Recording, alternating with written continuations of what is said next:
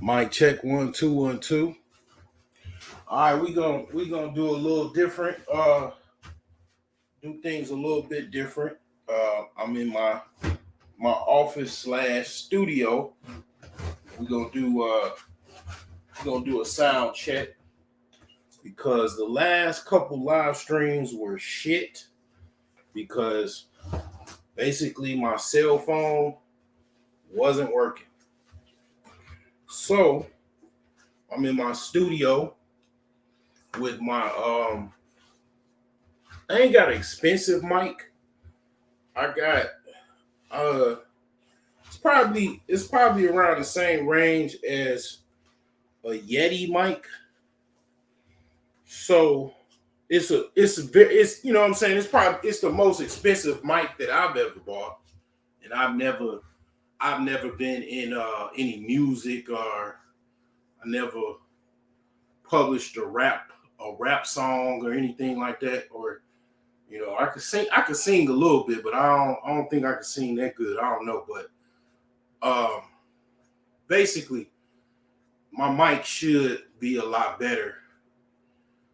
Even though I'm kind of far away, um, I think this will work out better. Um, Working out in my studio slash office. So yeah, we're gonna do a sound check real quick, and then we're gonna start. I'm gonna start pedaling. You know what I'm saying? Let's see here. Let's see what we got going on. Oh, let's see.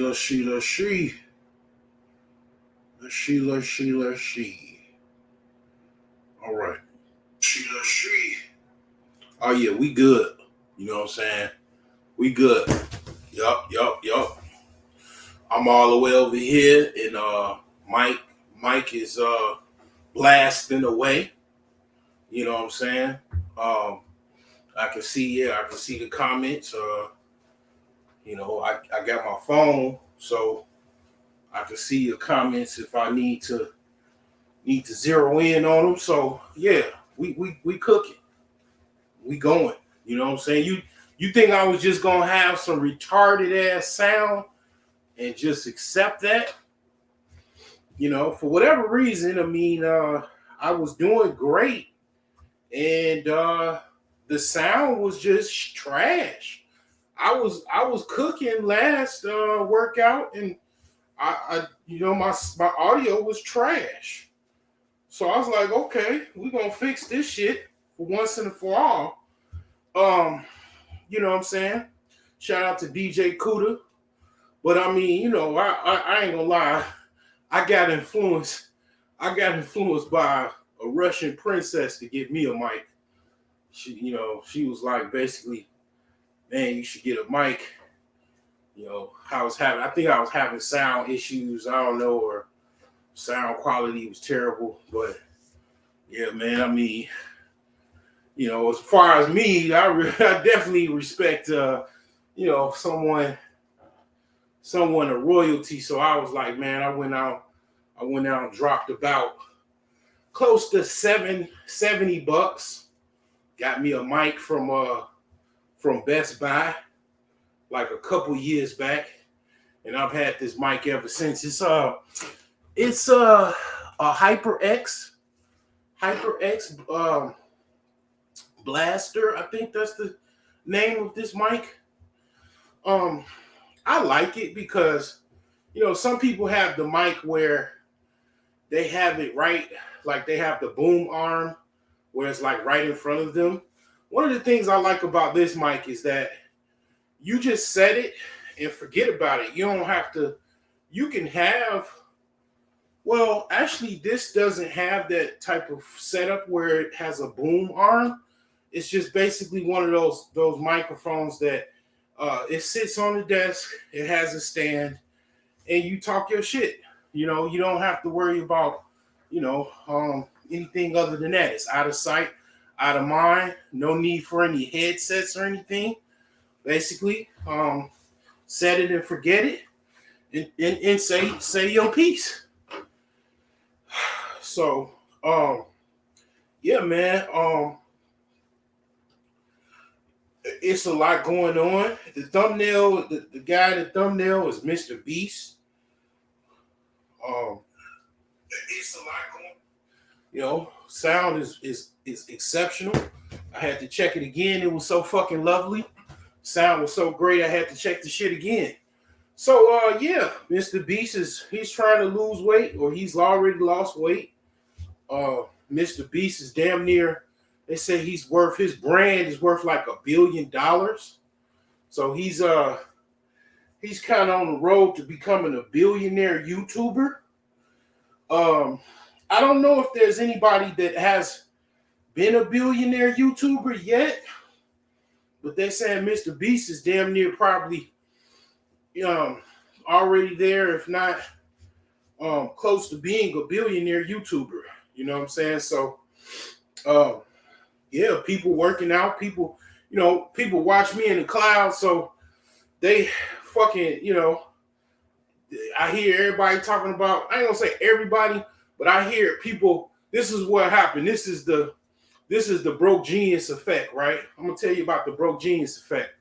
The broke genius effect is whatever the broke genius do, everybody else do on the slide. They you know what I'm saying? They follow the leader, you know what I'm saying? Rakim say. You know what I'm saying? So people, and that's a good thing. It's a good, if you getting your fat ass up and working out, or you even talking about it more, that is a fucking good thing. Talk on, don't give me no credit as usual, but lose the fucking weight. Put down the pork chops and goddamn, drop it like it's hot. And we cool. I ain't got no problems with that. You know what I'm saying? Once again, I'm in the studio. Sound is fucking lovely. It's a high value man mic. And, I apologize, the last couple live streams, the workout was great, but the sound sucked balls. Yeah,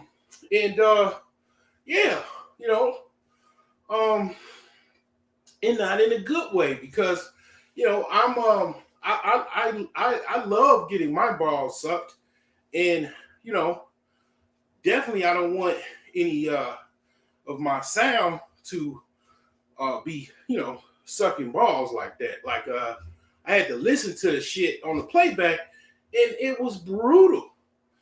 Shout out to those that actually, stomached that actual replay, because the sound was fucking horrible. I mean, I barely can fucking, it's fucked up when you can barely listen to your own self, but whatever the reason that was, I should have did a sound check, but I was just basically working out. I wasn't even thinking, okay, well, let me do a sound check real quick. But once I realized after the fact, it was already too late. And yeah, I mean, I was like, well, I really tried every phone, so let's go work it out in the studio. You know what I'm saying? Get that burn in on the studio. So in my office, next to this motherfucking, mic and shit. And I ain't gonna say, yeah, it ain't nothing for me to go get a better mic, but this mic is excellent. The acoustics is great, because this office is, the drywall is pretty much already laid. Matter of fact, this office is ready. I've already started mudding this office. So it needs some more mudding on the ceiling, on the walls. Needs some taping. So the acoustics is excellent. One of the things about sound is like also acoustics play a role in that. But yeah, no, needless to say, yeah, I'm not gonna. Hopefully, I won't have to worry about that shit no more. Only balls that's gonna be getting sucked is my balls, and preferably your balls, by a woman, of course. So yeah, one of the things I have to say, man, I noticed Now I've said this before, and I know you notice how the world is going to shit, right? You notice that? You got the Canadian wildfires, so that shit is coming in Chicago now. It's reports also. I'm hearing reports that it's going to Atlanta. As far as Atlanta, them damn Canadian wildfires. So the thing is that you got these wildfires, right? It's kind of weird. Is that where the tinfoil hat shit comes on? Is that you don't see no fucking blazing. Normally when there's wildfires, now I don't have cable, like I don't have CNN or anything like that, so it ain't like you know, well, I should even get it on the local news. I should get like video footage of these fucking active wildfires. I haven't seen much of any fucking Canadian wildfires, man. I mean, they got drone technology. They ain't like you can't get the footage. They got drone technology that they can absolutely go above the fire and take photos and take video. So I'm not getting that much coverage, but they're saying that these wildfires exist. They're saying they're in Ontario, Canada, and yeah, the air is fucked up and shit. It looks like really foggy in Chicago. In Indiana as well. It's like really, really foggy. Now, that shit don't bother me as far as breathing. A lot of people I see wearing masks and shit. Now, I'm fairly healthy, so I don't have no fucking problem with pollen or none of that shit. I'm a fucking, full spectrum, specimen of a male. I don't really have health issues where I can't fucking breathe and shit like that, I don't have any issues with air, I drink my fluids, I drink water. Um, you know, sometimes tea. I'm primarily a coffee drinker. I take herbs. I sell herbs. I don't have any problems breathing. Okay, so I don't think the air quality is great. I believe that the air quality is shit. It is fucked up, but I'm still able to breathe. Some people, I guess, they don't want to breathe in whatever they think some thin layer mask that you can buy from Dollar General is going to make their air quality greater. Okay, well, whatever you believe, go ahead. But you better off wearing a respirator if you fucking really think that the air quality is shit and you want to, protect your body from any harmful contaminants. You better off walking around with a fucking a respirator like they use when they about to spray paint a car in a body shop. But yeah, the world is going to shit. France is rioting, billions of dollars worth of damage. They fucking shot some 17-year-old boy, and it apparently is kind of reports that it was a wrongful kill, and France went absolute ape shit. The president of France is he went to an Elton John concert while his country was fucking rioting. That was kind of tripped out, but that's what he decided to do. I got Pragmatic Prime said, "What up, broke jeans? What up, Pragmatic Prime? Don't know who you are, never seen you before, but appreciate you coming out of the clouds. Maybe you're French or something. Parlez-vous français? Oui, monsieur, if that's what you are. That the reason why you came out the clouds. But yeah, France is going crazy. They actually went crazy before. They went absolute ape shit when Macron And I guess the political establishment in France said that they wanted the workers' age for retirement to be raised by a few years or something like that. They went absolute ape shit for quite a while, and then they calmed down. But France is a delicate country. A lot of people, don't really look at France and don't study France. Um, as someone that plays chess, that researches different kingdoms and monarchies and stuff like that. France is always something that I think about.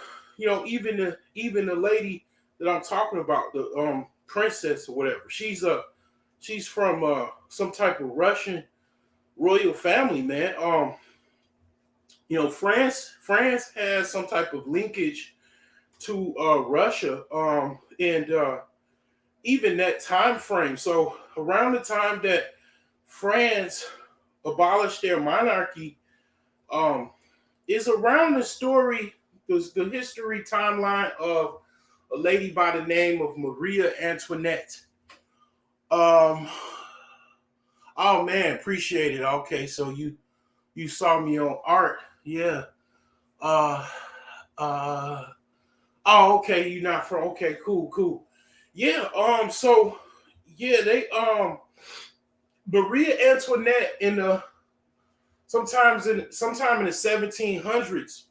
So she was living in the Palace of Versailles, and a lot of the Frenchmen at the time, they were outside the palace, and I guess they wanted to be a part of it or something, or they were already kind of pissed off with the royal family of France, and she was having a lavish cake party at the time, and the Frenchmen at the time revolted and they stormed the palace. They got to Maria Antoinette and eventually killed her. That's why you hear this saying. It's an old saying. It say, "Let them eat cake," and that comes from that story of Maria Antoinette. She basically, it's not so much that she didn't want them to eat cake, but not so much literally, but she was having a cake party at the time of that French revolt, which resulted into the French Revolution, um, that abolished the monarchy in France. Um, and it you gotta understand, right? So once they abolished the monarchy in France, all of the monarchies in Europe were on their knees trembling. They were having nightmares. Um, they were fucking pissing in their boots because the argument was, and it was rightfully so. If France abolishes their monarchy, we're next. Even the British monarchy system, they were trembling once they, heard the news of the French revolt, which ultimately led to the French Revolution that brought the French monarchy to its knees, and it spread it to eventually Russia. They abolished their czar system. They had czars, which ruled Russia, and yeah, they abolished quite a few monarchy systems in Europe. The Italians followed. The Italians used to have kings and queens. They abolished their monarchy system as well. So yeah, man. The French, they are very, very sensitive. They do not play. They're very, very sensitive citizens. If they have a track record and they have a history of, revolting against their establishment. It does not matter. Now, you can even say that it's not even about the monarchy system.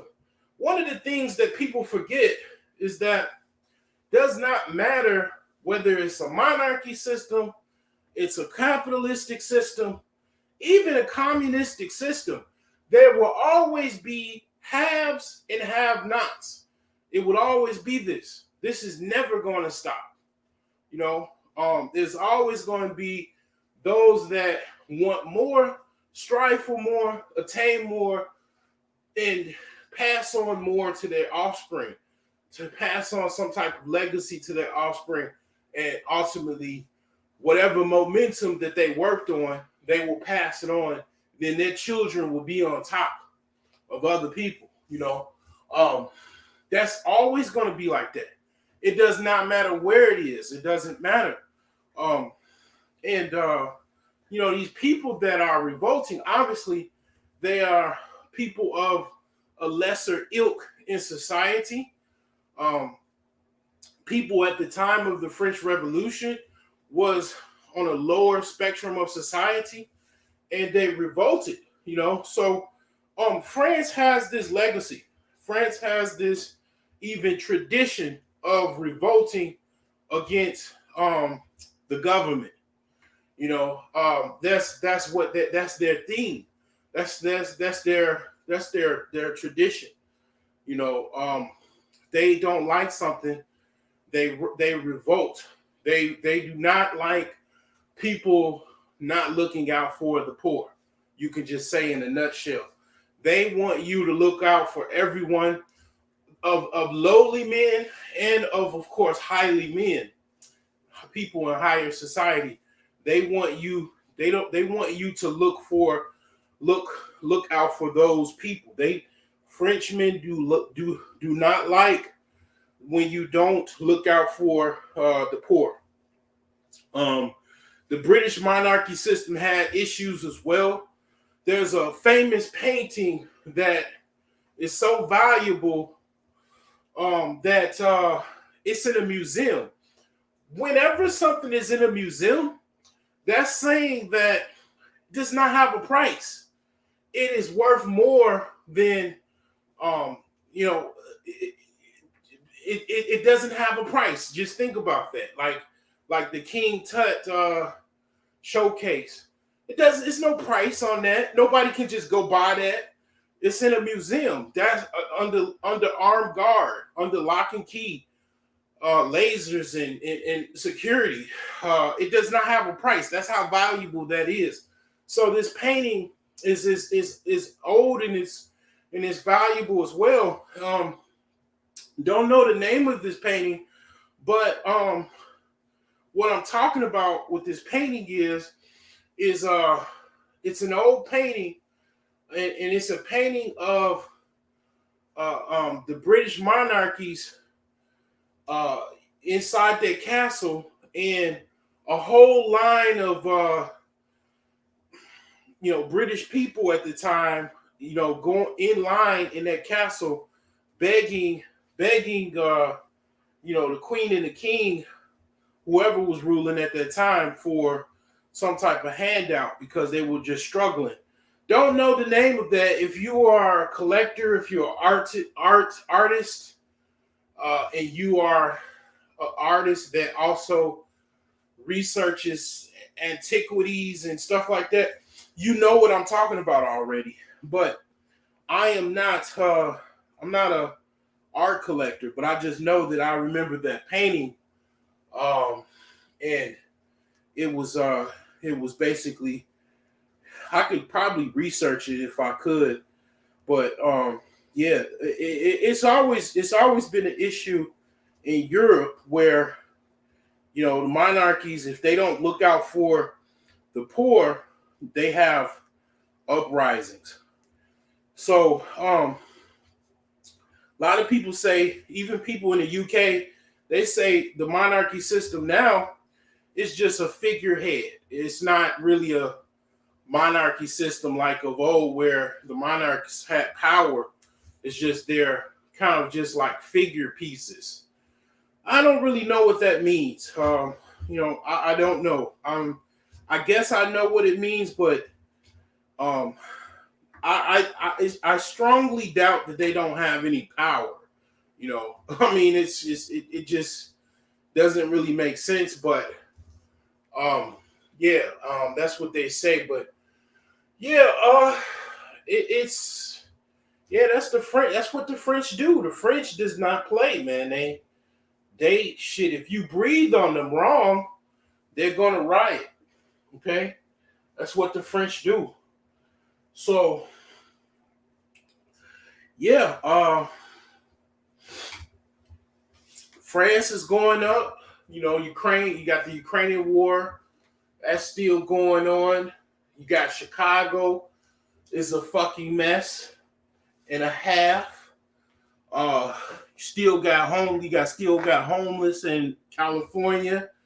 Philadelphia is no fucking brotherly love whatsoever fucking ever. They selling more heroin and fentanyl than goddamn it the law should allow. They can't ship enough fentanyl and heroin in fucking Philadelphia. And it's so fucked up. You got Philadelphia is it's like if you were to identify anywhere in America for black Muslims, you will fucking have to put Philadelphia on the map. I mean, Philadelphia is known for beards. Primarily, you know why it's known for beards? Because it's customary for a Sunni Muslim, or even I would say even a Shia Muslim to have a beard. Primarily because the Prophet Muhammad, peace be upon him, and his companions, they all had beards. So it's so many black Muslims in Philadelphia that have beards. Everybody fucking wears a beard.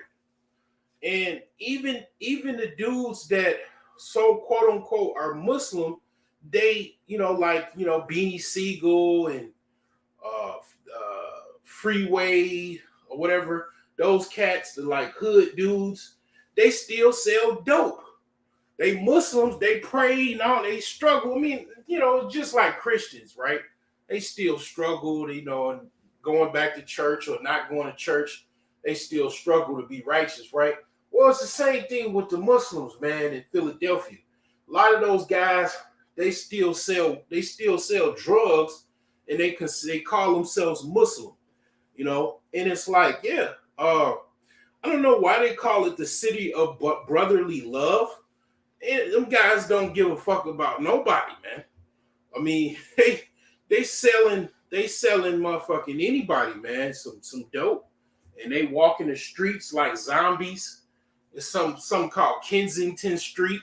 They walking around like fucking zombies and shit, like it's a zombie apocalypse, and that's been going on for a while, So America is like, what can I say? It's kind of like this happened before. This happened in the 80s. Crack came in, and also cocaine was still around. People were having fun. There was a deep recession going on. Inflation was an issue. Stagflation was an issue, and America was in a standstill as far as economically. If you look at New York in the early 80s, you look at the Bronx, Brooklyn, it's totally different than how it is now. It was like, the Bronx was in shambles. Brooklyn was rough.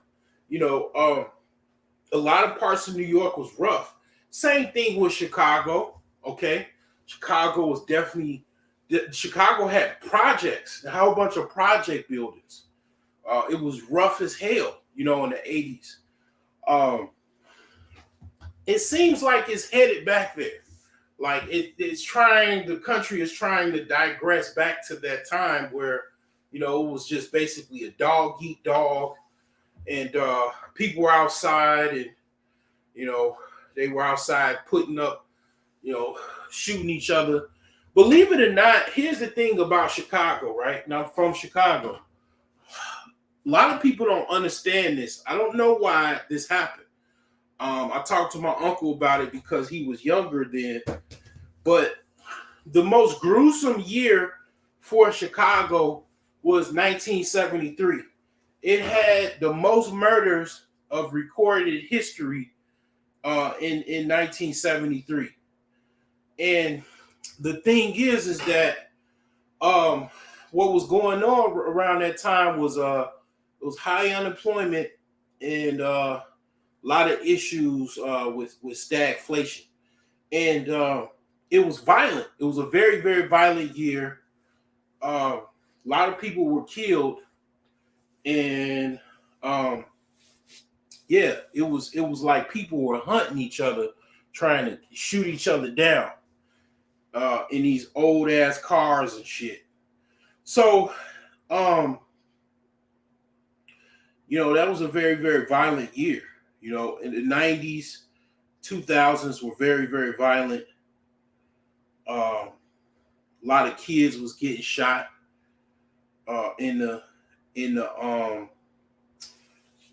early 2000s. It was so bad that they had to get people to monitor school zones because the kids were getting shot. I swear to God, I'm not making this shit up. Now, this was primarily on the south and west side of Chicago. And I really don't know why that was. I didn't even live, okay. I primarily, well, it was times that I did live on the south side of Chicago, but I lived in the south side of Chicago, part of south side of Chicago that had money. Okay. I didn't live in the hood, like the heart of the hood and shit, and surrounded by poverty, so it was, I don't necessarily know why they were killing kids. And I don't even know, I won't even say I don't know what the fuck is going on in Chicago. I could put my tinfoil hat on and say it's some type of fucking secret covert actions that are going on in Chicago, because a lot of shit is fucking unexplainable. The only way you can explain it is there's some covert shit going on.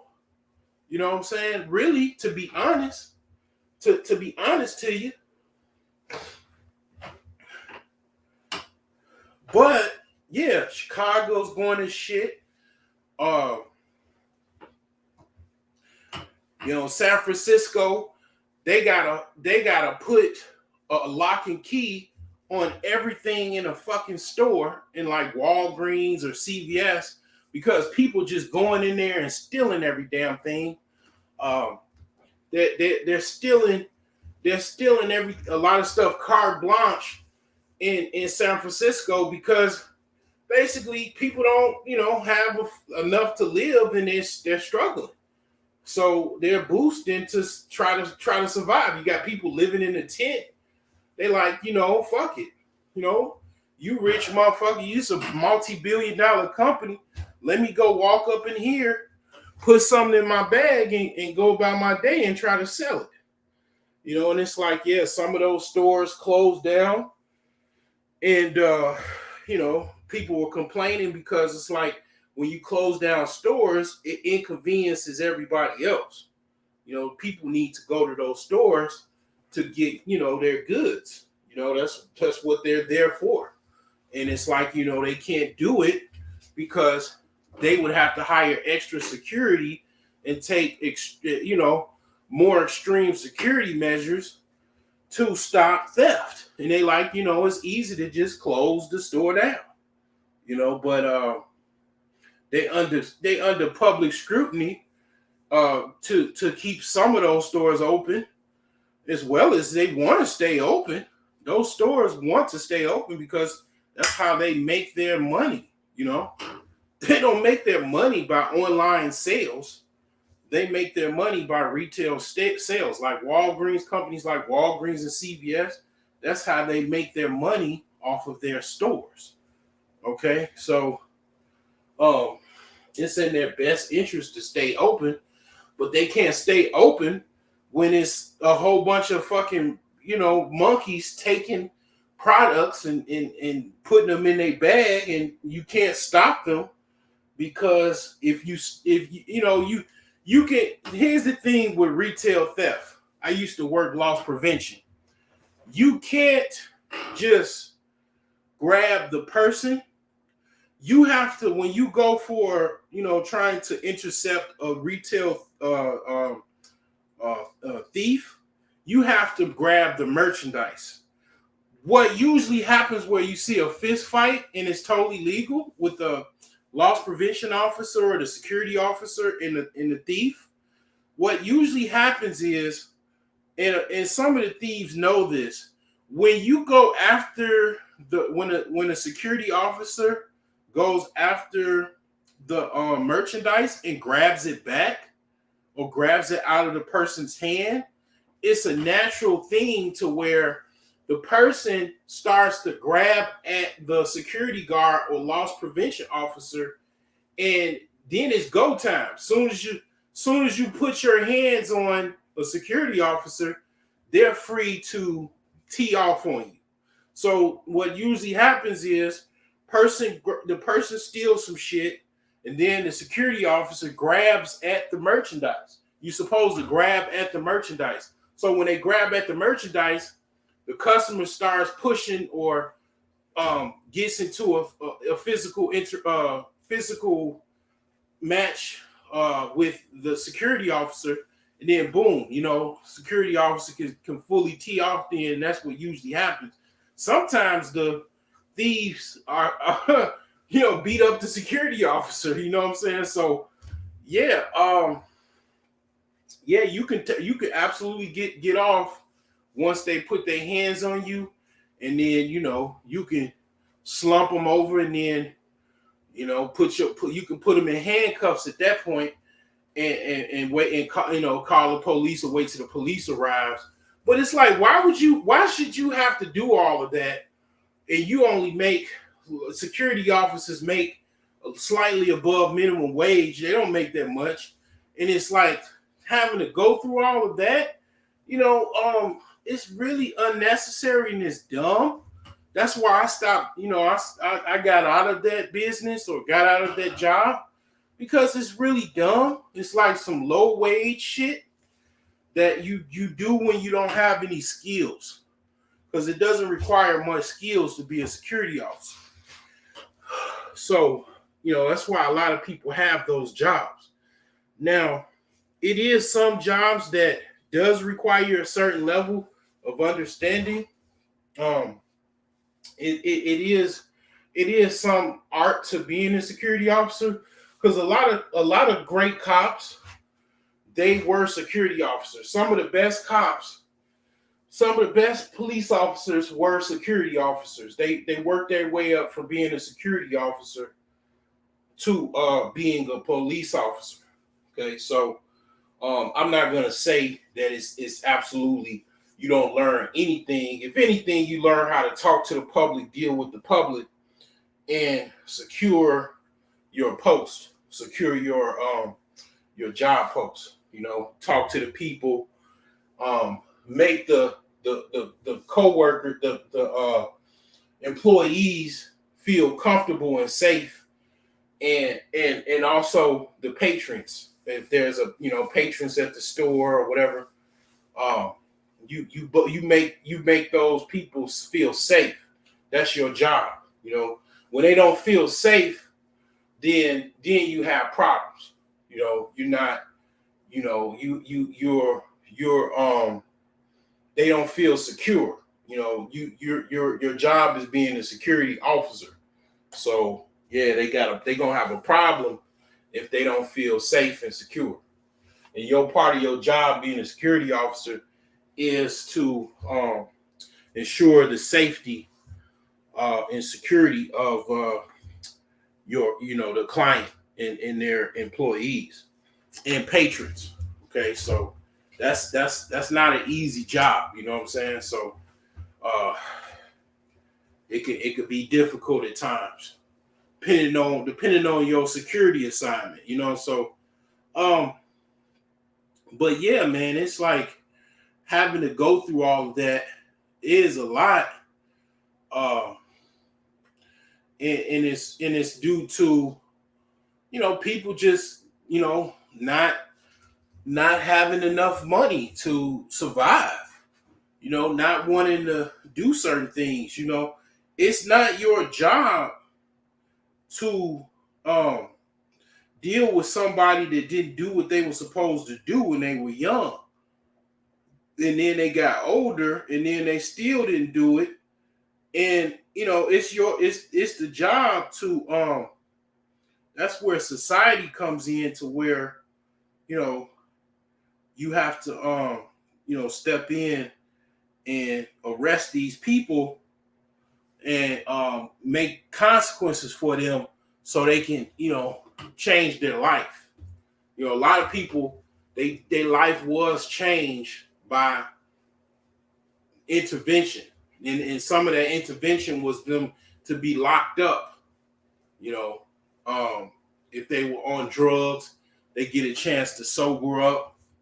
A lot of times, the court system, they can send you to a mental hospital if you're mentally ill. That's part of society. It's part of policy for police to lock you up if you're disturbing the peace. They can charge you for that. A lot of times, the country, the county, depending on the state and the county, they don't have enough room to lock people up, so they're forced to, their commanders, their sergeants are saying, okay, they giving orders. Well, you can't, we don't have enough room to lock all of these people up. You can't, and then do you really want to write them a citation and let them go? So they're under pressure to not lock these people up, to let them go, because what they're doing is considered a petty offense, and it doesn't really even warrant them to be getting locked up. So they don't have the room for these people, and a lot of times they're forced to let them go. Well, these people know that, and then they become repeat offenders. So yeah, and rightfully so. I mean, how you gonna lock somebody up and then, you giving child molesters probation? So, it's like, yeah, I mean, this system is very, very unbalanced as far as certain injustices. You give a child molester probation, but then, okay, somebody that stole a bunch of cereal and toothpaste for their children, you want to lock them up. Okay, that's unbalanced. That's unfair and unbalanced. Okay, so you should be giving the child molester 20 years, and then giving the person that was trying to take cereal and fucking toothpaste, give them probation. I mean, honestly, you know what the Islamic punishment for a child molester? Okay, this is the punishment for a child molester. This is why I look at you people. I look at a lot of people, and I know this, and I know, there's other people that know this too, but a lot of people don't know this. Like, and you can't get away with this shit in other countries. They can only get away with this in like certain countries. The punishment for child molestation, as far as Islamic or Sharia law, is basically you get your head chopped off. Really, technically, you get your genitals chopped off first, then you get your head chopped off after. That's the punishment.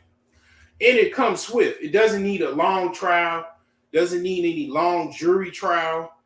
It usually could be done in the same day that the act happened, or within at least 24 hours or less. So yeah, these people do these things because they go unpunished. You know, now it's people that do certain things. If you do not want to mess with somebody's children. People do not mess with people's children usually because they don't want any problems. A lot of child molesters and child predators, they look out for people that have weak families, and that's why they're attacking. That this is one reason why there's attack on masculinity. There's attack on males because they want the males away from the children because they know the males are a threat. They know the men are a threat. So keep the men away. We can do whatever we want to with the children because the women are dumb and we know how to manipulate them. They're weak. So not all women, okay? But a lot of them are, okay? And they'll do whatever they want to. And we'll take advantage of that. Society takes advantage of that, right? So they want the men away so they can do whatever they want to the children. Because men don't care. I'll tell you, I don't care. When it comes to my children, I've already understand that what I would do is I don't care about jail when it comes to certain things, when it comes to my children. And most people, that's how they feel about their children. So they only mess with people that are weak. They understand that they can take advantage of the weak and try to separate their children and do things to their children. And, that's why they attack, men. They want to separate men from their families. Uh, this is one of those reasons. Okay. So, here's the thing. This is what I was saying on the last live stream when I had sound issues. There's something called karma, okay? And karma is raving, and rearing its ugly head because you can't just do things to people and don't expect any type of karmic imbalance. I am constantly aware of, karma, okay? You could call it even the law of retribution. Okay. Things are gonna happen to you if you do wrong. Okay. It's gonna happen. You can't do wrong to people and expect that you and your children are gonna have paradise when you do wrong to people.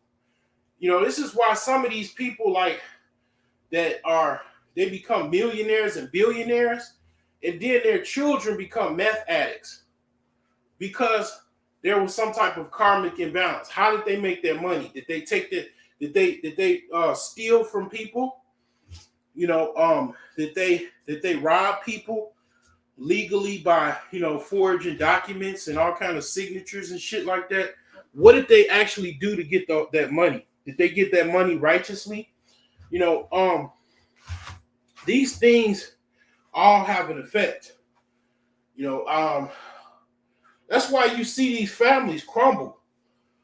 You see, I remember that it was a lawyer. It was like a lawyer down south. The lead attorney, he was talking about the case.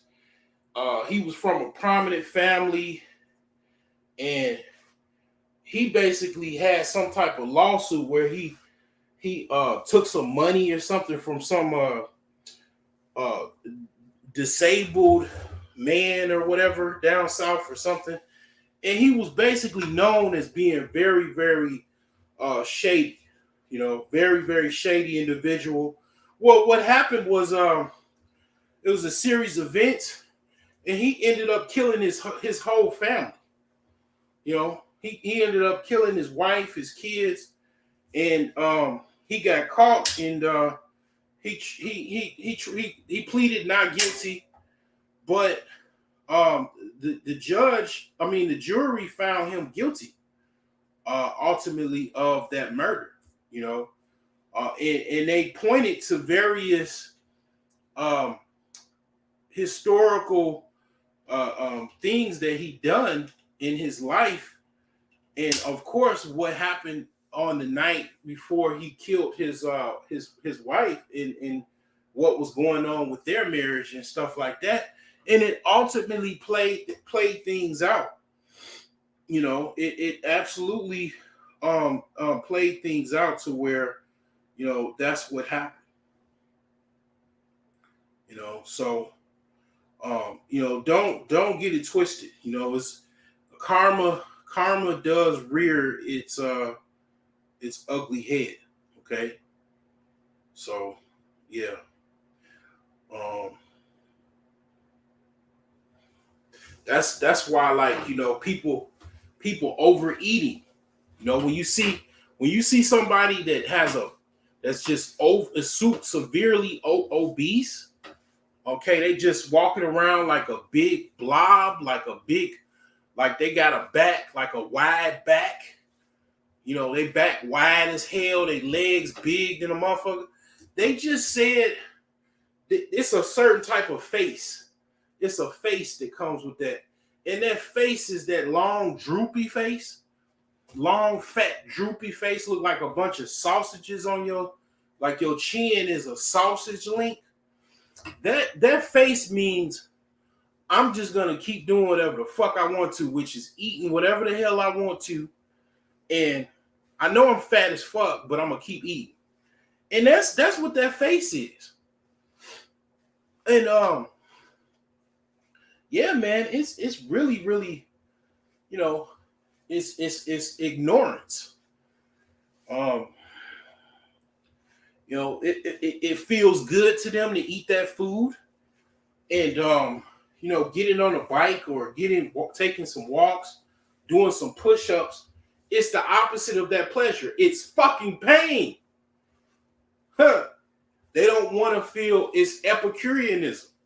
They don't want to feel any pain. They want constant pleasure. These people this is a weakness. It's whole societies that were destroyed because of Epicureanism.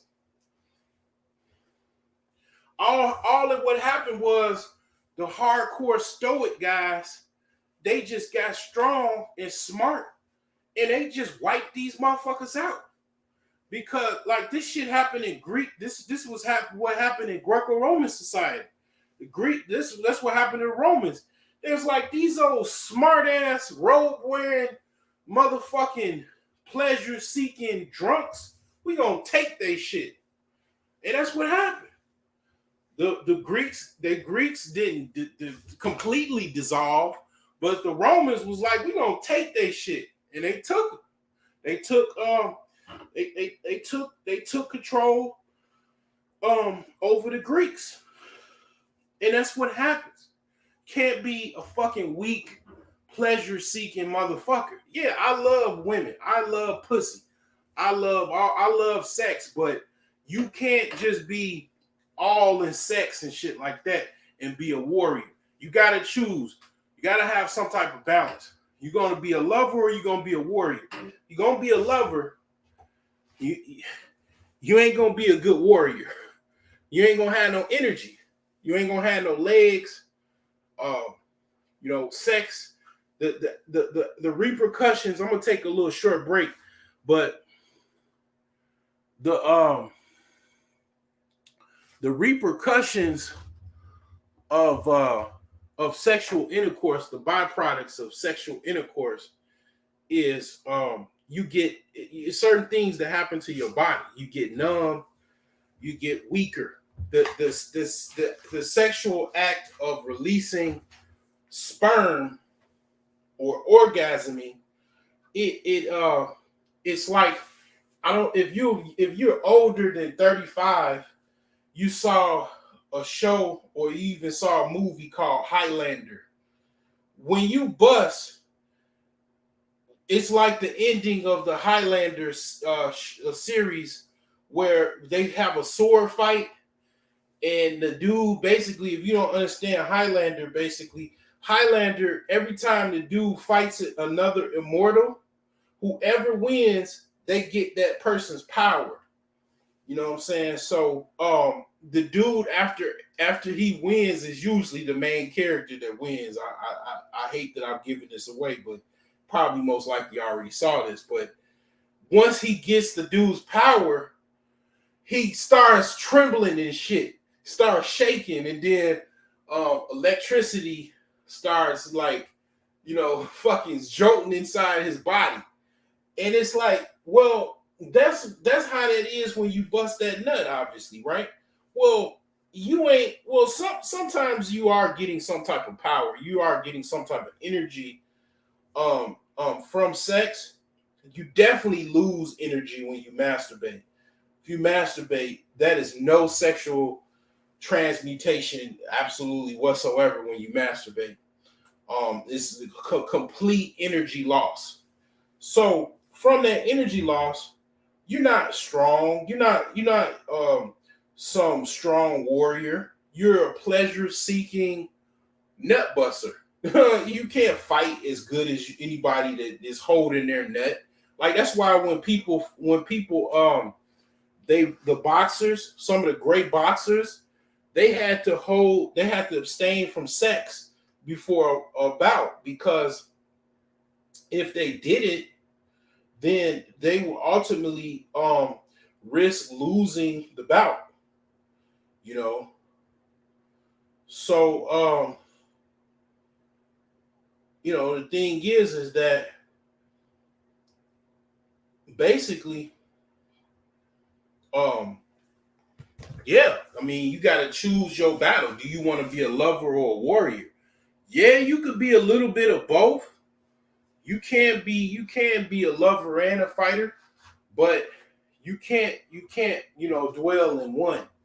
You got to choose. I mean, you can't dwell in both. You got to dwell within one. Um, it's usually the greatest warriors know that they know how to balance both. But yeah, if you're an absolute lush, like an absolute like sexaholic, good luck on trying to be a warrior.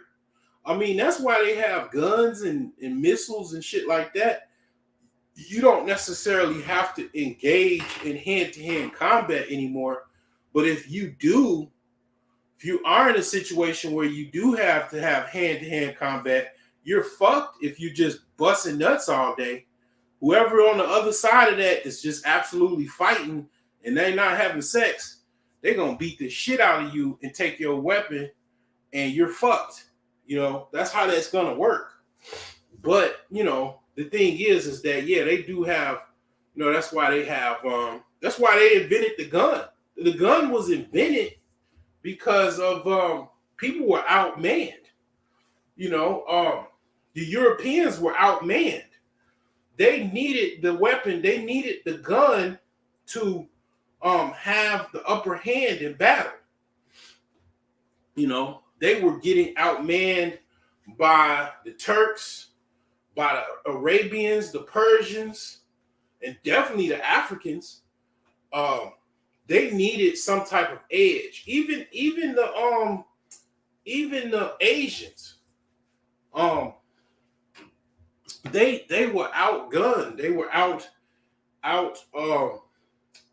warriored. They needed some type of edge. They came up with the firearm from basically trading with the Asians, getting gunpowder, and the rest is history. The rest is absolutely history. So yeah, I mean, at the end of the day, what happens when you don't have the gun? Okay, what that woman? You got to understand that woman in that South Side Polish joint. She knew she had that gun. She knew the gun was in the car. Her son was in the car. That's why she was acting the way she was. The dude knew that he could beat the woman up. They were both crazy. They were both out late at night. And she knew she had the upper hand. That's why she was talking the way she was talking. And she she knew she had a firearm. That guy, he didn't know she had a firearm, and he was dumb. He was a wife beater already. He was a convicted wife beater. He was on parole. I mean, actually on bond for a domestic violence charge while he was out getting getting some from that Polish joint.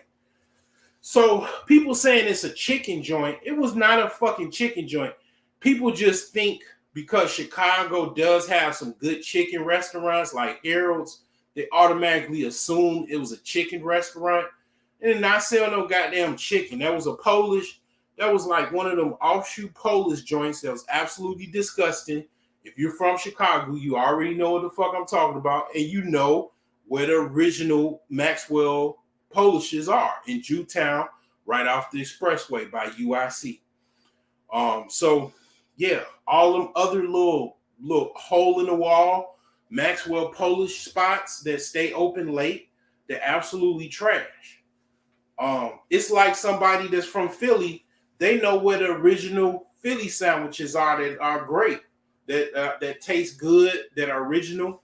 And I bet you it's a whole bunch of other Philly places that's trash that sell Philly cheesesteaks.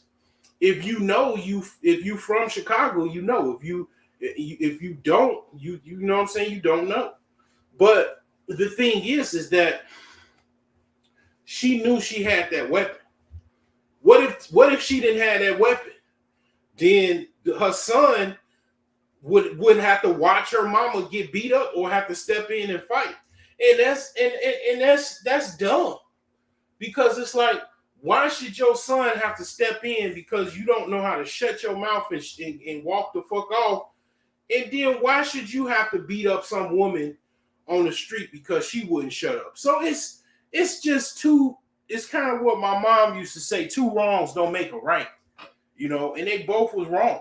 You know what I'm saying? And it's dumb. But the whole thing was she knew she had the gun.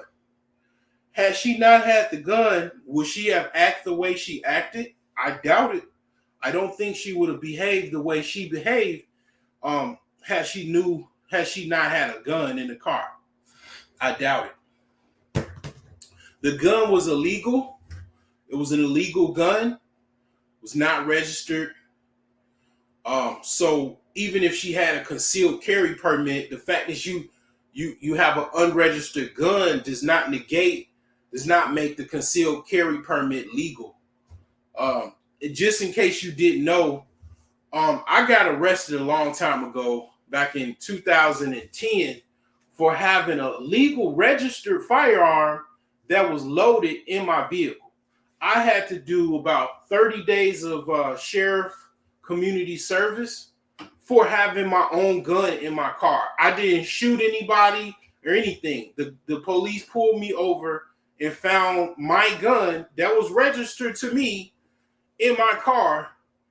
And I had, got arrested, had to get bonded out, and had ultimately, it was like a UUW or something like that. It was like I forgot what the charge was. I think it was like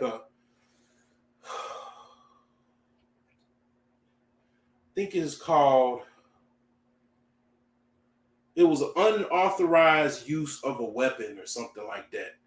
And it's like, yeah, I mean, that absolutely happened to me. And it happened to quite a few people. And the thing is, if the gun was not registered, that would have been a felony. That would have been instead of that being a misdemeanor charge because it was my gun, that would have been a felony charge. They absolutely threw the law. Kim Foxx took the law, the Illinois statutes, and wiped her ass with it and flushed it down the toilet to save this woman and her son because she was facing public scrutiny. And also, here's the thing: if that was a man that did that, and his son shot the dude because he was getting beat up, And then they chased the dude outside and shot him outside as well as he was fleeing. I don't think for a second that they would have gotten off. They got off because here's the thing: this country protects. This is the hierarchy of who they look out in this country. Basically, white men, white women, um, others, meaning Hispanics, Asians, and then black women, and then black men. You could say black women and their children, and then black men last. So I mean, that's the hierarchy of this system, right? So I mean, they looked out for her because basically she was a black woman with a kid, and they was facing public scrutiny because basically Chicago, the south and west side of Chicago, that's who's in Chicago. That's who lives in a lot of those houses. A lot of single black women with children on the west side and the south side of Chicago. You see what they do. The whole world can see it now because they who goes outside late at night with their 14-year-old son to go get something to eat. That's dangerous. That's dangerous behavior. Um, why don't you have enough groceries in the house? A lot of these women are just basically dudes. They're dudes with a pussy. That's their behavior is like a dude. So they don't have anybody because men come in their lives and then leave because they, obviously the woman could not shut her mouth. Most likely she ran her son's father off, sometime between her getting pregnant and him actually being a baby or a small child. She ran the father off, most likely because of her actions in her mouth. She's an absolute hellraiser. She has a scar on her face, so that means sometimes she got in an argument with some women or something. And the women in Chicago are absolute savages. They will fucking kill your ass and leave you for dead and slash your face. So she got slashed up by some women. Absolute hellraiser. You can see it, intolerable. She's an intolerable woman. Obviously that's a textbook case of an intolerable woman. No man wants her. She's 35, but she looks like she's 55. I mean, she's basically an old pass around that she's not even old. Nobody wants her. She's miserable at 35, out going to get some garbage from a hole in the wall restaurant with her son. I mean, it just, hey, it's just the whole world can see this now. This is all on display. So people now have references to see why Chicago is the way it is. They have a reference to go by now. So.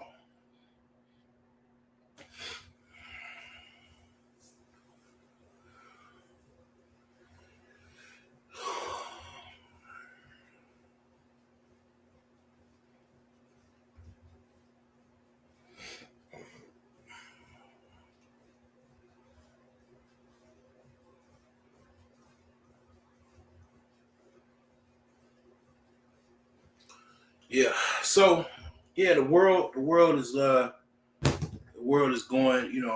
It's very chaotic. Dealing with that chaos is very very critical. Having a sound mind is very very valuable. Um, being sane, um, being healthy, and staying your ass in the house and being safe and secure is the way to go if you ask me.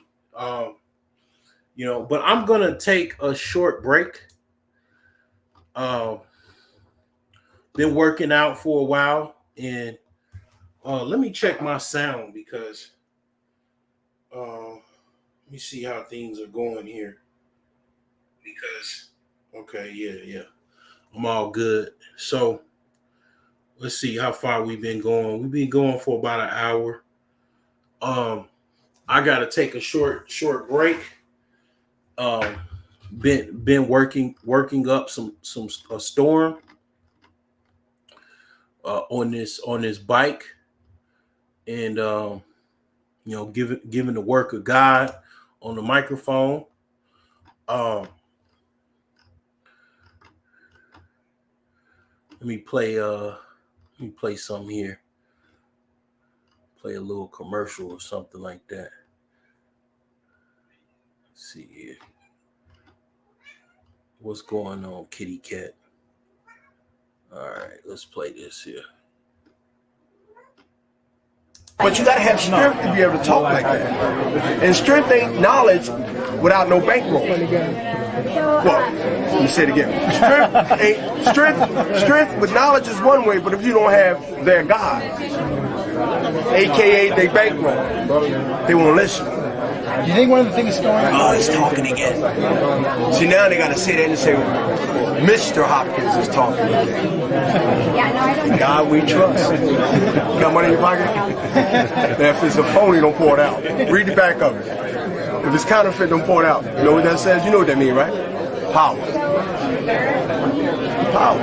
You ain't teach the brother the significance of that money? Oh, yeah. He ain't teach you the significance of it? Huh? I gotta find that. I was like, yeah, he didn't tell you the significance. Let me break technology down for you, forefathers. In God we trust. See, they understood that this would become some God, somebody's God. We all see that, right?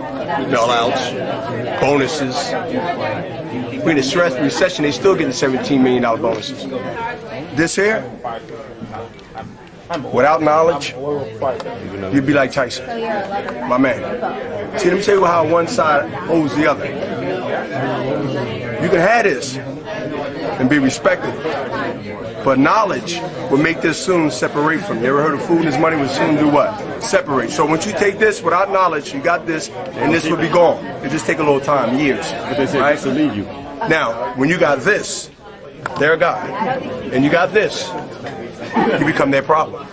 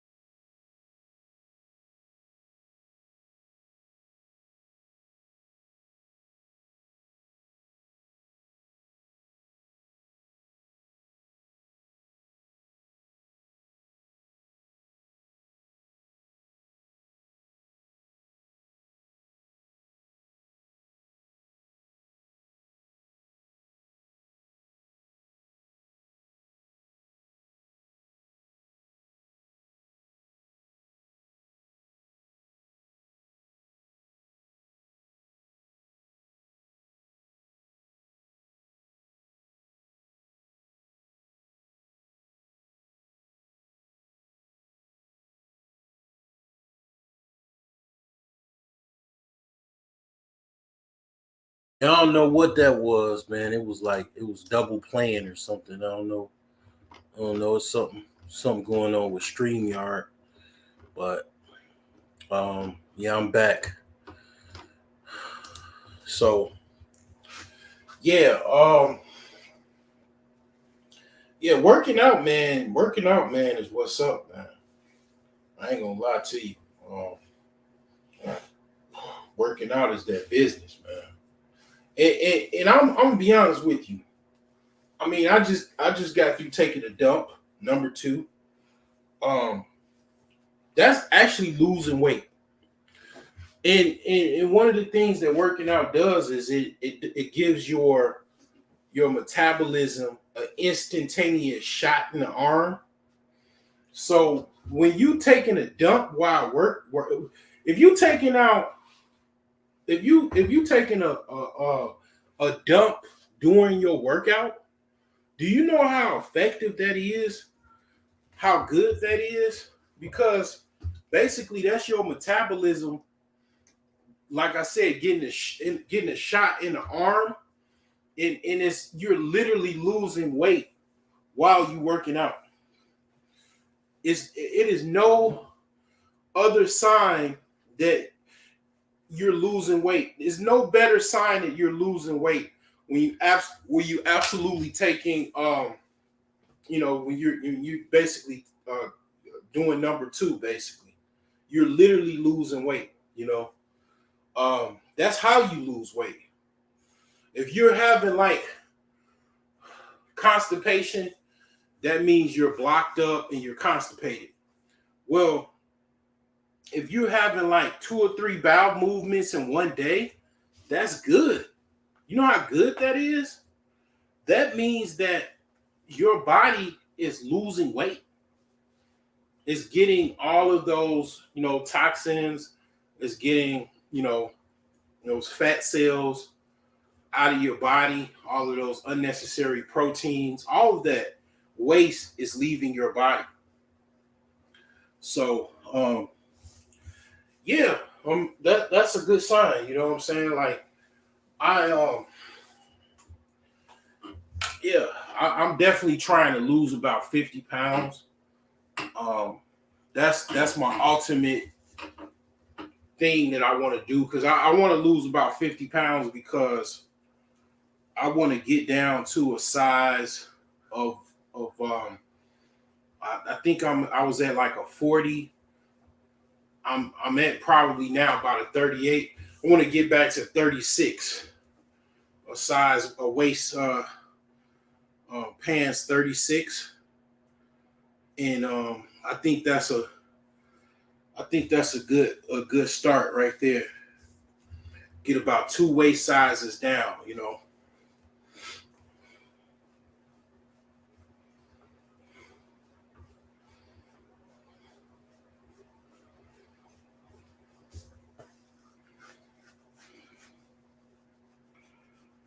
Yep. So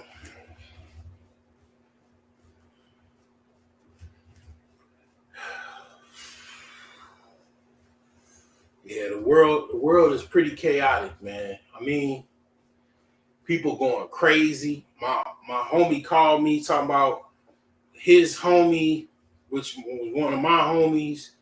The girlfriend brother went crazy, started stabbing people, stabbing the whole family. Went on a run. U.S. Marshals was chasing him. He killed his mother, another family member, his daddy, his son. I mean, just going on a rampage. They ultimately found him, locked him up. He ain't gonna get locked up though. He gonna go to a mental hospital for the rest of his days. Yeah, he gonna go to a mental hospital. Yep. That's what happens. They send your ass to a mental hospital for the rest of your days. Yep. A state mental hospital.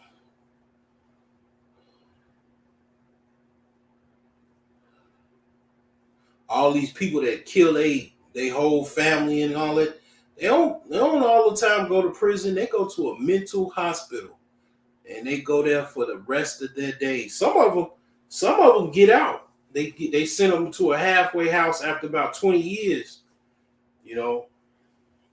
because they can't keep what I'm saying? They can't pay for these people to stay in these facilities so long. Like, it's a problem. And certain states, they don't have the death penalty anymore. So they have to house these people for the rest of their life. And some of them, man, they figure, they about 60 years old, 55. They release them back to society. By that time, people don't forget. The people that moved on with their life, they don't even know the person got out. Then something might happen, some might not happen. They just, live their life, and at that age, they can't work nowhere, probably barely work, and probably just get SSI for the rest of their life.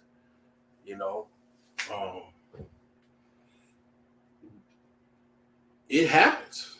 You'll be surprised, man. These people, you thought they were supposed to get life in prison, and then killed their whole family, and they got out after about 20 years in a mental hospital.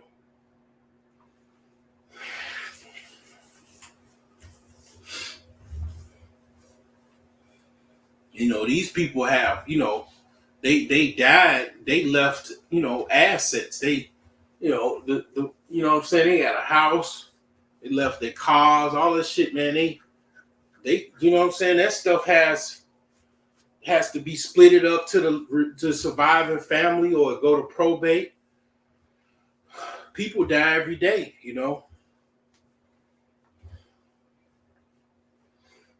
and some of these people, they find out, like, you can get the information of people that's on probate or people that died. And some of these people, man, they send them flyers and notices. Some of these wholesalers, that's how they get deals. They find out who passed on, and they send flyers to the address. I mean, you never know. I mean, some people, left, their auntie died or their father died. They want to sell the property because they don't necessarily want to live there. I mean, they don't want to live where they father got murdered, where their mama got murdered. Not just because you sell your grandma's house or your mom's house don't make you a bad person.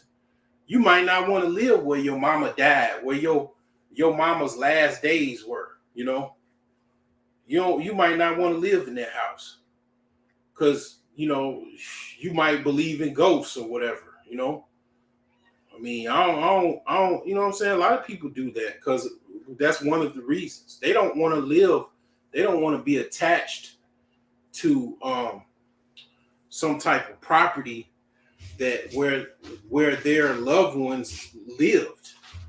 And they have to be reminded of that every single day. Who wants to live? Okay, you were married. Your wife died. She fell down a flight of stairs going to go do the laundry and broke her neck. And you gotta be, you live in the same household, then you gotta go down the stairs and do the laundry. And you gotta keep doing the laundry every single week. And you're reminded of your wife and her last days of falling down the stairs. And then you're thinking, damn, let me hurt, I don't want to fall down the stairs. And then also, people thought you done killed the lady. People think the number one suspect always is the surviving spouse. So you had people looking at you crazy because they like, damn, okay, you probably got grilled for an hour from the police after your wife died. She fell down the stairs.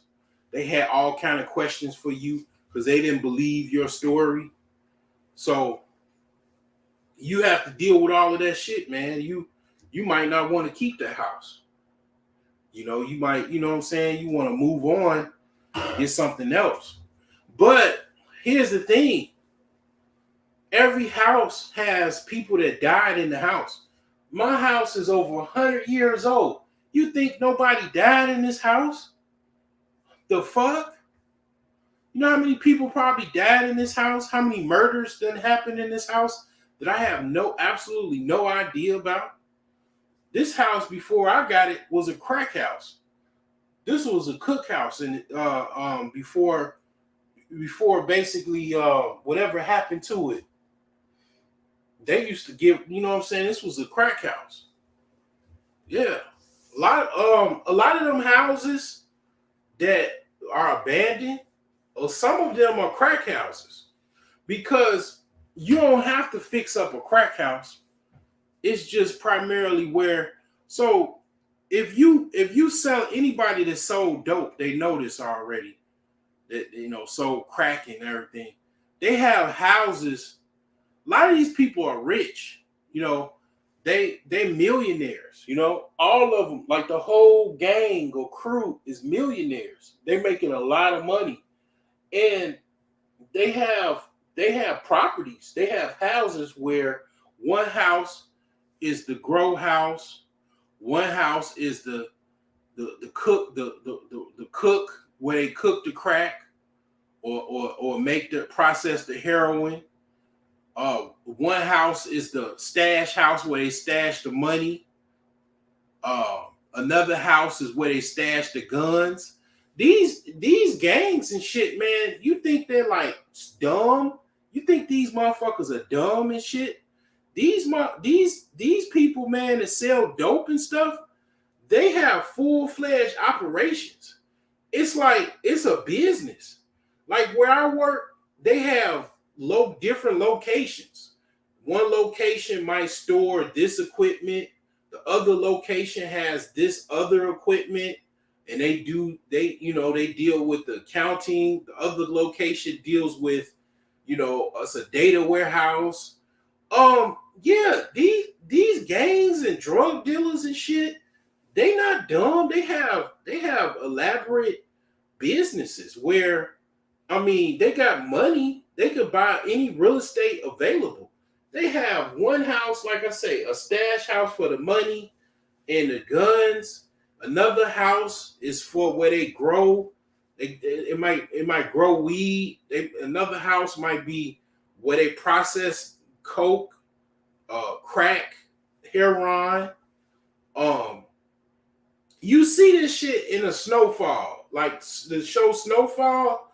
It kind of goes into this, Yeah, they'll have several houses, where, basically they serve several purposes. One house might be a party house where they all meet up and have a party. Yeah, I mean, the crew, the crew of dope dealers or whatever, they might have about 10 to 15 houses amongst the whole gang or crew or whatever. Man, they might have like 20 houses. And then, one guy, he might have a whole bunch of houses just by himself because they in the real estate, they got money. They might have to put it in their girlfriend name or their girlfriend mama name, or something like that. But yeah, a lot of these abandoned properties, because see what happens when the feds come, when the DEA come, they already know this. They've tracked them down. They have informants. If you ever I see this in Gary from time to time. I'll see strange people that's like walking around and like intermingling. Some of these people are undercover federal agents. They'll mix in with a crew. They'll pretend that they like affiliated with the gang or whatever, and they're federal undercover agents. And I know this. I mean, because that's what they do. But the thing is they'll survey where each house is. Okay, this is where the party house is. This is the house where they, cook up stuff. So they'll survey the whole,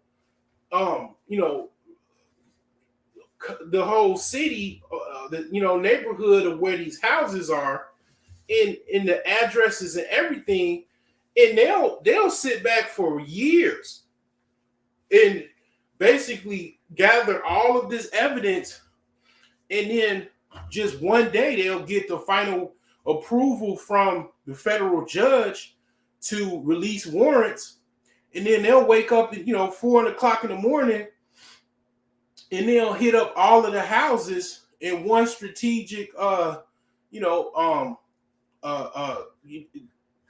period of a few hours, and then they all locked up at one time, and you'll never know. Like they'll have a combination of if they know it's guns involved, they'll have the ATF. It'll be ATF, FBI, DEA. It'll be a complete task force of about 50 agents and armored vehicles, and the local law enforcement, the sheriffs, they would all engage on these houses. People in there, they lock them up. Each house, whoever's in there, they gather the evidence. I mean, obviously they're gonna take some shit. They're gonna put some money in their pocket or whatever they find, a Rolex watch. I mean, they're gonna take a souvenir or two.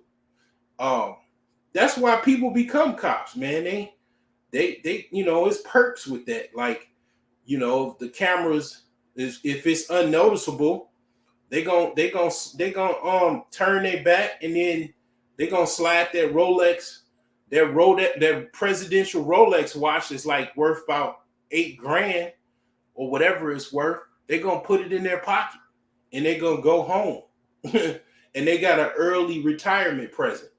You know what I'm saying? So yeah, that they gonna hit all of those houses at one time in one day, and lock everybody up that's involved. If it's 20 people, 50 people, 19 people, it doesn't matter. They're gonna make the news.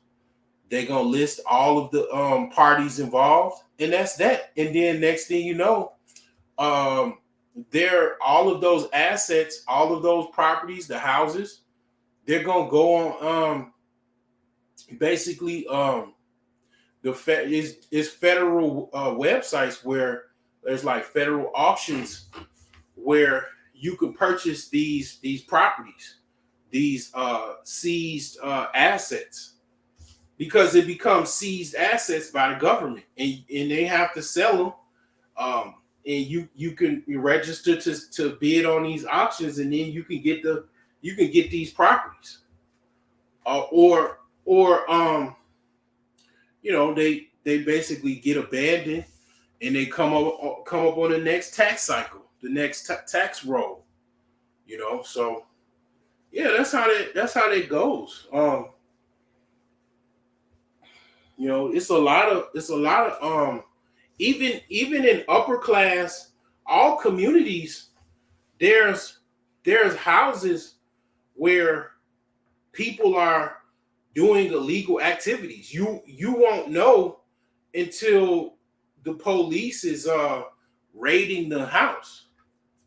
You will never know what's going on. You might have your inclinations, but you won't know what's going on. Like it could be next door, and then next thing you know, the house was a secret brothel, in an upper class neighborhood. It was an underground brothel, and you didn't know, and you like, damn, wow, I had no idea this is they always say, it's a quiet neighborhood. Nothing like this has ever happened, blah, blah, blah.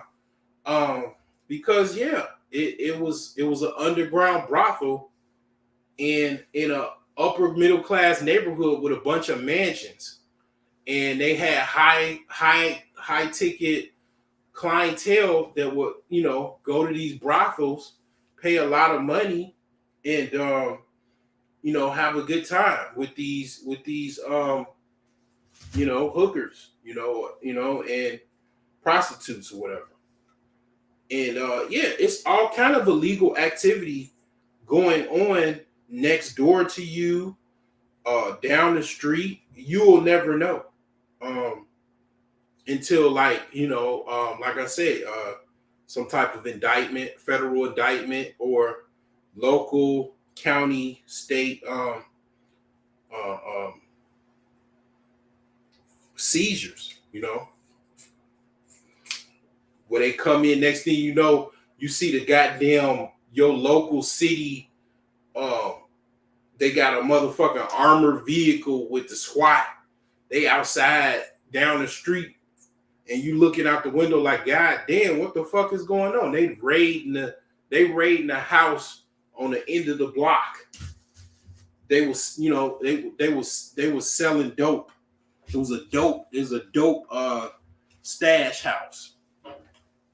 Yeah, this goes on every day. I mean, all over America. I mean, the System D, economy System D is a multi-trillion-dollar economy. Every single day, that's how people make their money. It's people that don't work. The mob, the mafia. They didn't have no job. Their job, they might have worked at a business. They worked they worked at a warehouse. On paper, they was a warehouse worker.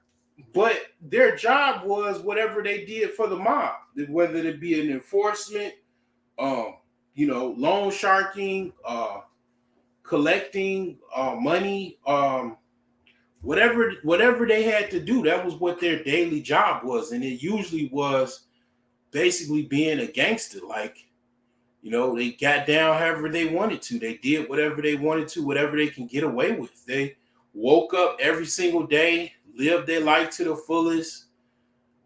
They didn't live like everybody else, where they worked a job, a 9 to 5.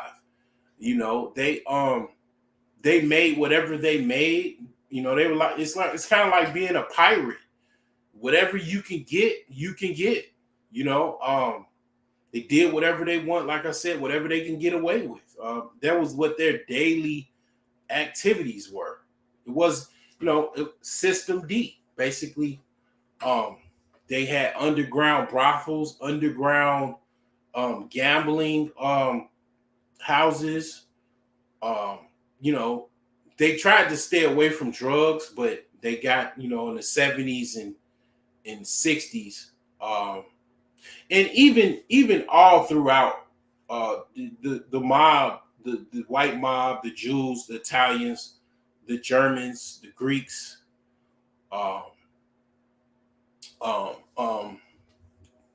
they all sold some type of dope. They were involved in selling drugs. Of course, even in prohibition, they were selling liquor, illegal moonshine and stuff like that. But yeah, this is always gonna go on because some people don't want to work. They don't want to work. A lot of people, they don't want to work. It's people called career criminals. They don't like working jobs. People made money off of selling rap songs about scamming.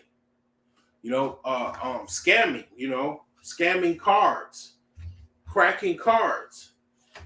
That's how what's dude name? He from Chicago too. He transitioned to other stuff, but Bandman Kevo. That's what Bandman Kevo was what I'm saying? That's how he got his start. He was cracking cards. He had a crew of card crackers. They was all in Gary, Indiana, all that, like cracking cards. They was gangsters. They would get down however they can live, whatever they can get away with. I mean, they eventually got caught.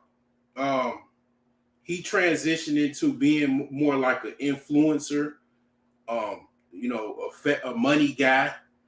Help show you how to get money, how to kind of even quote unquote finesse, which is kind of do things in a certain way to make some money.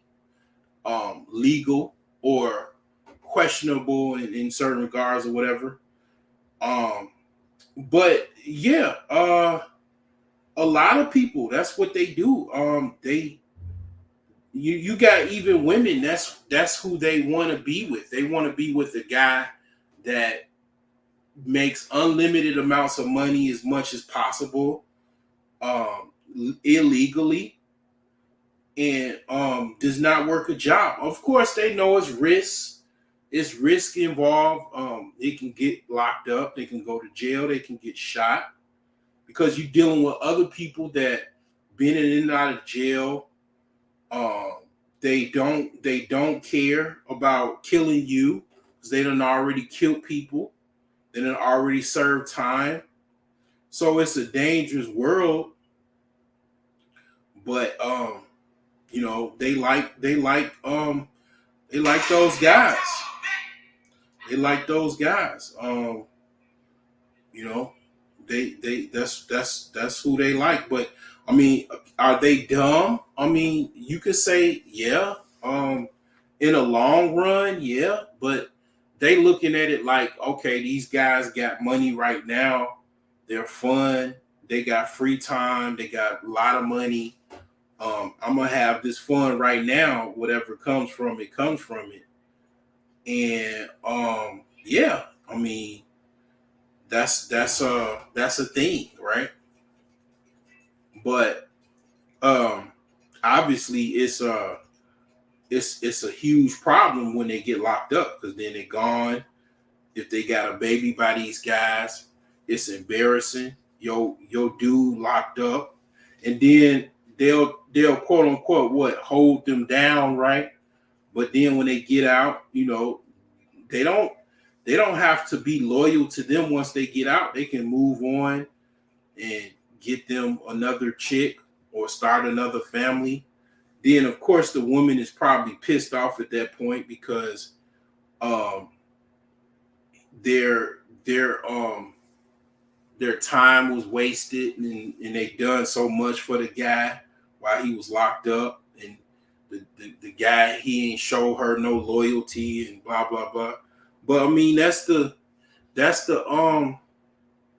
you know, that's the pros and cons of dealing with dudes like that, you know. But yeah, System D, that's a multi-trillion dollar economy.